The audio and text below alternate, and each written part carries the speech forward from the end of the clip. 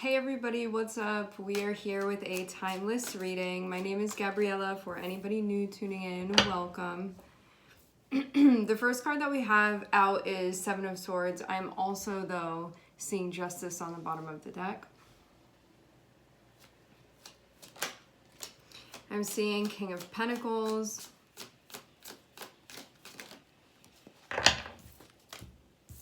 I'm also seeing Eight of Wands.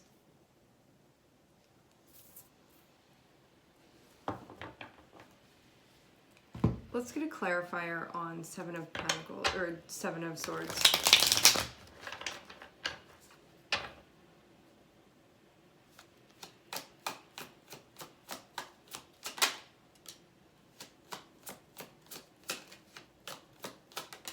Okay, Seven of Swords is being clarified by Eight of Cups.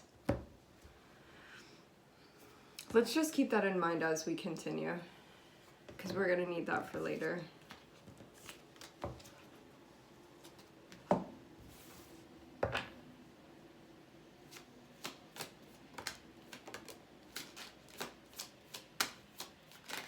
Okay.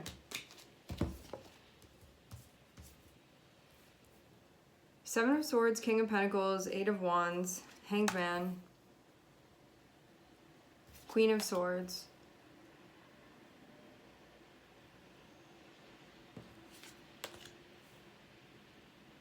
Wheel of Fortune, the Star,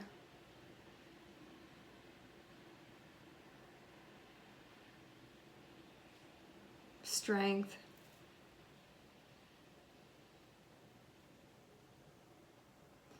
and we also have Five of Swords. I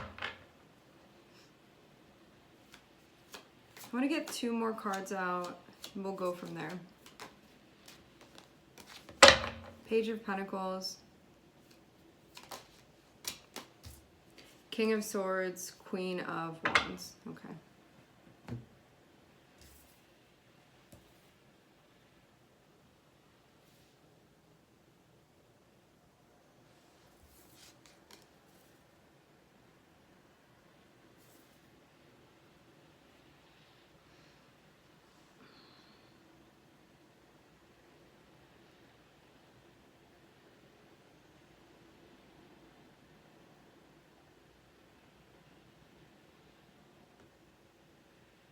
If there is anything here that you hadn't been totally looking at, this can be a time where you take a closer look to inspect. When we have Seven of Swords and King of Pentacles, this can be somebody that's not doing something that they're supposed to. And like, if this is you, for example, if you're the King of Pentacles here in this scenario, we have King of Pentacles, we have Queen of Swords, we also have a King of Swords, and we have a Queen of Wands too.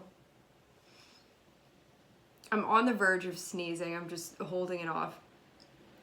When we have Seven of Swords, generally what's going on is that we're faced with some type of situation that there is a part of us that can feel, even if it's unconscious, or like mostly unconscious, there is a part of us that can feel almost like it's something that we aren't able to deal with outright, and so we try to find another way to deal with it, but it can actually go against our better judgment if we were to call judgment on that. So when we have Seven of Swords and we have King of Pentacles, King of Pentacles is us being in a position where we have work to do. We have a job to get done. We have something that we have committed ourselves to. There can be some sort of obligation, like I'm going to play this role and I'm going to do that. Seven of Swords, there can be something going on where it feels like maybe too much responsibility, or I'm not saying that it actually is. The feeling that promotes the Seven of Swords can be something's going on and I feel like it's too much to handle, it's too much responsibility, there's too much being expected of me, and because of that there's some type of sabotaging that's going on, but we don't generally see it as being sabotaging when we're in the Seven of Swords. We just feel like, well, I can't deal with it outright, and so this is the way that I'm going to deal with it. So we're still trying to deal with it, but because it's the Seven of Swords, it's this diluted way of, this is going to be the answer, this is how I deal with it, and then it comes back and then it ends up actually you being worse off because of that. So this can be somebody being in a place right now where they're not honoring and fulfilling the duties and responsibilities that they have, the commitments. This can be like, I signed a contract that this is what I was going to stand by, and there can be a failing to do that. Moving in the direction of the Hanged Man, which can actually show that this is creating some type of delay to be happening. Then we can also be going into some type of hidden territory as well. This feels like instead of being out center stage, sort of going behind the scenes and something that's happening. And of course too, when we are connected with the Seven of Swords, this is the part of us that's like, I'm doing the best that I can to deal with this right now, even though it's like, if we sat and we thought about it, it's not the best way to deal with it. But in our heads, if this energy goes unchecked, we can convince ourselves that this is the best way to deal with it. But because on some level we know that this isn't the best way to deal with it, and not one that agrees with us, we like to do these things behind the scenes. Seven of Swords is the shadow energy. It can only exist in the shadows, and so if it's confronted, it takes the power away from it. If it's put center stage, the power dissipates. It's not there anymore. So that's how we know when something is going on, when it's the frequency of the Seven of Swords, because there is this attempt to try to do what we're trying to do, but do it behind the scenes. Do it where nobody can see what's going on. So technically we're still doing something, but we actually don't feel okay with it. Because if you felt okay with it, it wouldn't matter if someone saw or not. Like, we wouldn't have a problem with that. When you're doing something that agrees with you, there's not an issue if somebody's watching you do that in the position of the King of Pentacles. So we have that going on. So this can be a time where we can be moving in a direction, or somebody is anyway, whoever the King of Pentacles is in this scenario. And this, again, would be somebody that they have some type of duty, responsibility, role of some sort, a job to get done, pressure that's on them, okay? And this person can be feeling like there's too much pressure, and they can be trying to deal with things but do things in a way that may actually end up being counterproductive. So we move into this energy of the Hanged Man. When we have the Hanged Man, this can be a time where we are sort of faced with, am I going to be really honest with myself here? Am I going to hold myself accountable here? Or am I going to try to escape? And so it's kind of that limbo when we enter into that period of the Hanged Man, because if you want to delude yourself into believing something, Hanged Man will allow you to do that.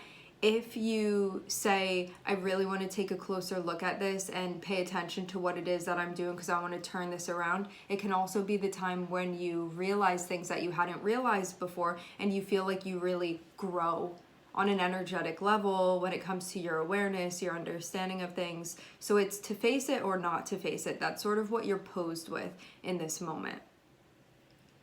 Now, the next row that we have here, we have Queen of Swords, and we have the Wheel of Fortune, we have the Star, and we also have Strength here. When we have Queen of Swords, this is going to be about seeing through things. It can be about pattern recognition, and this can also be spotting something that's happening. Whether the King of Pentacles be your own energy and you're saying, I have something that I'm supposed to be doing here and I'm not doing it for some reason. Let me get to the bottom of that. It can be that. This can maybe be somebody around you where you're like, they said that they would be doing this. I see that that's not what's happening. You can be inspecting that further and taking a closer look at this. This is something that can change. I'm seeing the Wheel of Fortune. So this is a time where if the Seven of Swords continues, this can be something that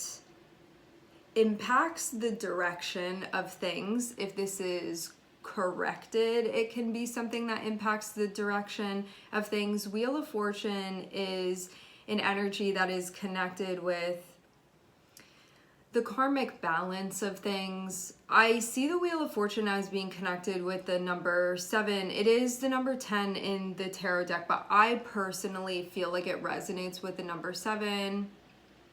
Even if you think about the number 10, we think about duties, responsibilities, accomplishments, things coming to fruition, sort of what we're creating, and then what that adds up to. I like to think of the Wheel of Fortune as well as a 7, because 7 is a time for review, where you can sit down and focus and look at something and say, if I keep doing this, it's going to go this way. If I don't do that, it's going to go that way, where you can really look at what's going on. You can see patterns that are happening.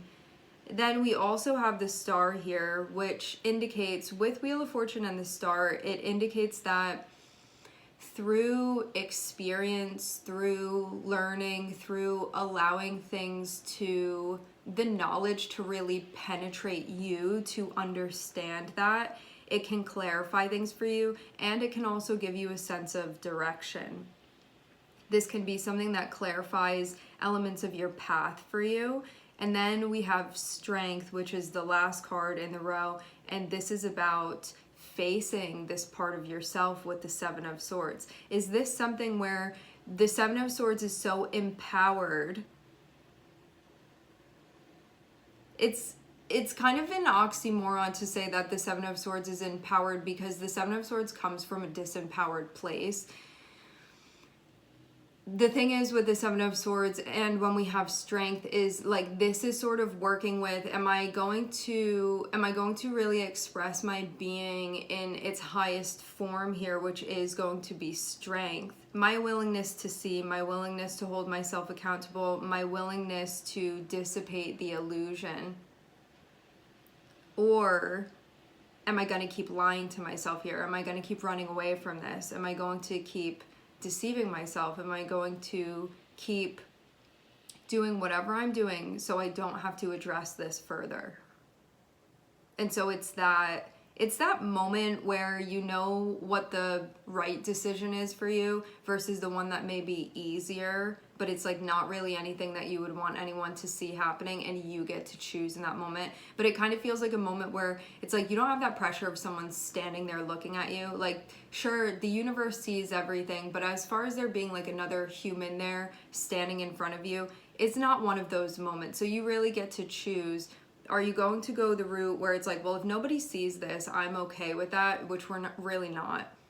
Or you can go the route that may be the more difficult thing to do, but it's the one where you're going to feel like empowers you energetically. Even if it's the more difficult thing to do, you know in your heart that that's the direction that your soul is calling you in.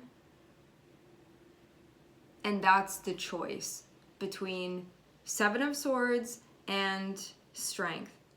7 of Swords is that part of our shadow that's like, yeah, just do it this way, it'll be fine. And then we have a stomach ache after because something didn't feel right about that. Versus connecting with Strength, which ultimately is about not even just saying, let me dismiss the 7 of Swords. This is about working with that part of yourself and saying, where are you getting this fuel from? Where are you getting this energy from? What type of shadow logic, which is going to be fueled by a place of ignorance, is empowering this to be happening? How do I take that apart, bring light to it, which is awareness? And then naturally, it's going to be integrated. But this is something that you're going to have to want to do that, or at least be willing to do it in order for that to happen. Otherwise, this is going to be something that's left unturned for now, and events will happen either way. So that's what I'm seeing be the scenario here within this situation.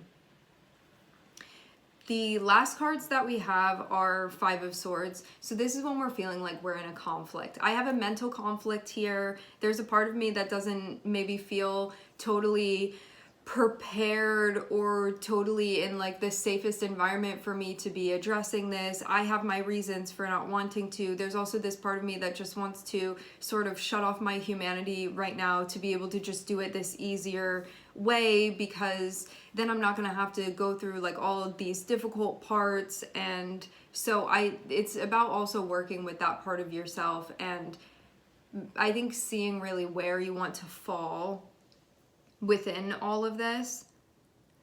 There can also be some feelings that are coming up as well. When we have 5 of Swords, there can be things that we're carrying with us that we can feel a type of way about, that can push us into doing something in a way that ultimately we don't agree with that. And at the same time, it can be the part of us that sort of wants to okay us doing that, just to be able to get it done in that way and sort of take that element of the pressure off of us. What's really going to help you here, what's going to be most beneficial, is for you to take a close look at that. This is what King of Swords is about. King of Swords is the part of you that's going to be able to look at everything that's going on, and you're going to be able to make a decision that you feel comes from a place of divine intelligence within you, that comes from a place of understanding within you, that comes from a place of integrity within you. And then we end with the Queen of Wands, which is ultimately when we are making choices that feel like they honor, they mirror, they reflect our authenticity in the pureness of what that is, which is going to be that awareness and that consciousness, the ways that that feels good. Because ultimately what's going to happen is that if we choose to let the shadow go unchecked here and to be doing things in that way, it actually has us sabotaging ultimately the last card, which is the Queen of Wands, which means I don't feel good about myself. I don't trust myself. I don't believe in myself. I don't feel confident in myself. And it's moments like this are what either builds your self-confidence or takes away from it. And that's what's happening right now within the reading. So that's what's going on. All right, my friends, we are going to leave the reading here. I would like to thank everyone for connecting. Thank you for tuning in. I'm sending everybody love, and I hope to catch you guys next time.